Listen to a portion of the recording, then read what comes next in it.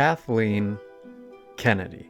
That name has been one of the most controversial names surrounding Star Wars for the last 7 years or so. She was chosen by George Lucas himself to replace him as the head of Lucasfilm right before he sold the company to Disney. She oversaw the process of launching a new era of Star Wars, headlined by the sequel trilogy. And now, 7 years later, it is time to move on from the divisive President of Lucasfilm. Make no mistake, this is not going to be some emotion-filled piece where I ball my fists and scream toward the heavens that Kathleen Kennedy needs to be fired or so help me God. No. Credit where credit is due, I think Kennedy is a fantastic producer. Take one look at her resume. She has produced some amazing projects in her storied career such as Jurassic Park, E.T., the Back to the Future trilogy, and so on and so forth. Films that literally defined the science fiction genre. But there is a difference from being a good producer and being a good Star Wars producer.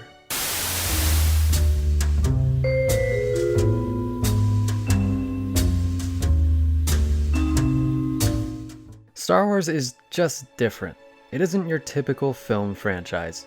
There is a palpable energy surrounding the franchise that I can only describe as Star Wars magic. It fills us with a vast sense of awe and wonder. The lore rivals that of Tolkien in its depth and expanse. There is so much that needs to be executed perfectly in order for the film to truly feel like Star Wars. It can't be too different from what we've seen before, yet it can't be too similar. So it's crucial that we appreciate the immense difficulty of the task that Kennedy was chosen to carry out. This was a challenge unlike anything she had ever experienced in her entire career. If you look at her filmography, the films she often produced were headed by some of the greatest directors of all time.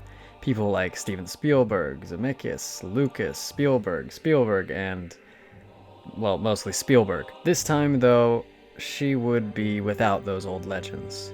J.J. Abrams, Rian Johnson, Colin Trevorrow. Those were the three directors Kennedy initially chose to direct each entry of her new trilogy. Abrams is better known for generating hype and excitement than actually producing incredible films. Johnson directed a few good smaller scale projects but was largely unproven, and Trevorrow was coming off of Jurassic World, which is the second best Jurassic Park film, but let's be honest, that's not saying much. Obviously, Trevorrow never sat in the director's chair for The Rise of Skywalker, being fired because... This video doesn't need to be 20 minutes long, and you were all clever enough to not need a history lesson. You know what happened. You know that the sequel trilogy failed and Star Wars was thrown into disarray. You can point the finger at Abrams for saddling Johnson with some huge questions to answer, or for the way he ultimately ended the trilogy. Or you could blame Johnson for everything that The Last Jedi was. But I blame none other than Kathleen Kennedy most of all. After all, she ultimately greenlit every single decision that Abrams and Johnson made. Decisions that fractured the Star Wars fandom like never before. No matter which side you were on, whether you liked the sequels or hated them, Star Wars was objectively in a dark place for years. What should have been a celebration for each new Star Wars release was reduced to anger and apathy. Star Wars was flat. It wasn't anywhere near what it once was. And as a massive Star Wars fan, it was tough to see. When I was a kid, I could go to Target or Walmart, and there would be damn near an entire aisle of Star Wars merchandise. Action figures, Lego sets, toy lightsabers, model ships, clothes, you name it. By the time The Rise of Skywalker rolled around, you'd find a few figures of Rey, Finn, or Poe scattered around, maybe a lightsaber or two, maybe a t-shirt. A stark contrast from those golden days of old. And all of this, the failed trilogy, the ambivalence towards Star Wars as a whole, and the forgotten merchandise, was due to... Because that is not a plan! It's barely a concept. When setting out to tell a story, you typically map out where you want the story to go before you begin writing the script or shooting it. You have to know what's going to happen in each of the 3 acts. Creating a trilogy is very similar to this. In order to effectively execute the first movie, you need to know what you're building towards in the second movie, and so forth for the third movie. With the sequel trilogy, it was evident that they did not do this. Kathleen Kennedy and her creative team had absolutely no overarching plan for the trilogy. I imagine she thought that Star Wars was simply too big to fail. I mean, come on, it's Star Wars. But what she failed to realize was that without a plan and without passion, anything can fail.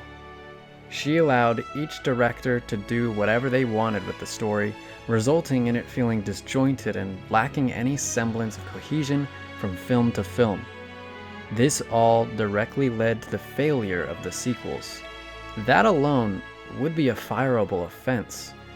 But Kennedy failed even further than that.